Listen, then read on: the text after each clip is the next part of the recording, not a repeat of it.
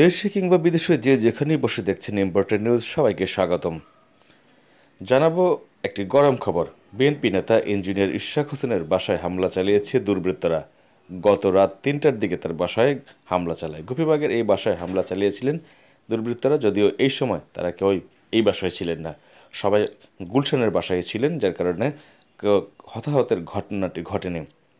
ইট পাটকেল নিক্ষেপ করে তার বাড়ির কাচের গ্লাসগুলি ভেঙে দেওয়া হয়েছে বলে অভিযোগ করেছেন ইঞ্জিনিয়ার ইশরাক হোসেনের পক্ষ থেকে, এবং একটি সংবাদ সম্মেলন করে তিনি বিস্তারিত জানাবেন বলে জানিয়েছেন।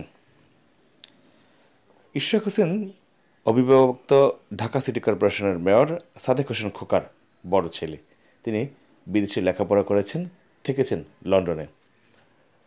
তার বাবার মৃত্যুর পর তিনি বাংলাদেশের রাজনীতিতে সক্রিয় হন এবং গত ঢাকা দক্ষিণ সিটি কর্পোরেশন নির্বাচনে মেয়র পদে প্রতিদ্বন্দ্বিতা করেন। নিশ্চয়ই নির্বাচনের ফলাফল সম্বন্ধে আপনাদের ধারণা আছে। যে নির্বাচনটি হয়েছিল সেখানে জয়লাভ করেছিলেন আওয়ামী লীগ প্রার্থী ব্যারিস্টার ফজলে তাপস।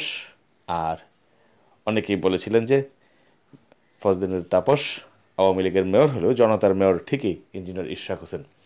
ইঞ্জিনিয়ার ইশরাক হোসেনের বাচনভঙ্গি এবং কথাবার্তায় তিনি অল্পদিনই নজরে এসেছিলেন, দৃষ্টি আকর্ষণ করতে পেরেছিলেন দর্শকদের এবং এই শহরের মানুষের সুখে দুঃখে বিপদে আপদে পাশে দাঁড়িয়েছেন। করোনার সময়ও নিজের জীবনের ঝুঁকি নিয়ে তিনি মানুষের বাড়ি বাড়ি খাবার এবং সহায়তা পৌঁছে দিয়েছিলেন। ঈদ কেন্দ্রিক কিংবা উৎসব কেন্দ্রিক সময়ও তিনি মানুষের পাশে দাঁড়িয়েছিলেন। গতরাতে দুর্বৃত্তরা তার বাসায় হামলা চালিয়েছিলেন, কিন্তু এই বাসায় কেউ না থাকার কারণে আসলে হতাহতের ঘটনা ঘটেনি। তবে তার বাড়ির কাচের গ্লাসগুলি ভেঙে দেওয়া হয়েছে বলে অভিযোগ করেছেন ইঞ্জিনিয়ার ইশরাক হোসেন। আমরা সেই ভিডিওটি দেখানোর চেষ্টা করছি। গোপীবাগের এই বাসাটিতে সাদেক হোসেন খোকা তিনি থাকতেন, কিন্তু সাদেক হোসেন খোকার মৃত্যুর পর তারা মূলত গুলশানের বাসাটিতেই থাকেন এখন। যদিও তাদের ঢাকায় একাধিক বাসা রয়েছে, যার কারণে কোন বাসায় থাকেন সেটিও আসলে বলা মুশকিল। তবে এই সময় তারা গুলশানের বাসাটিতে অবস্থান করেন। ইঞ্জিনিয়ার ইশরাক হোসেন একটি সংবাদ সম্মেলন করে কী ঘটনা ঘটেছিল সেটি হয়তো তিনি জানাবেন। তবে তার জনপ্রিয়তায় ঈর্ষান্বিত হয়ে একটি মহল তার বিরুদ্ধে ষড়যন্ত্র এবং তার উপরে হামলা করার চেষ্টা করছেন বলে জানিয়েছেন ইঞ্জিনিয়ার ইশরাক হোসেন।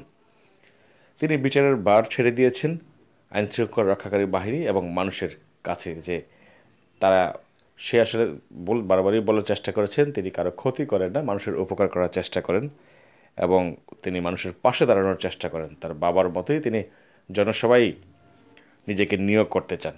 তবে যারা তার বিরুদ্ধে ঈর্ষান্বিত হয়ে বা তার জনপ্রিয়তা ঈর্ষান্বিত হয়ে তার ক্ষতি করার চেষ্টা করেন, তাদের রুখে দেওয়ার ঘোষণাও দিয়েছিলেন তিনি এর আগে।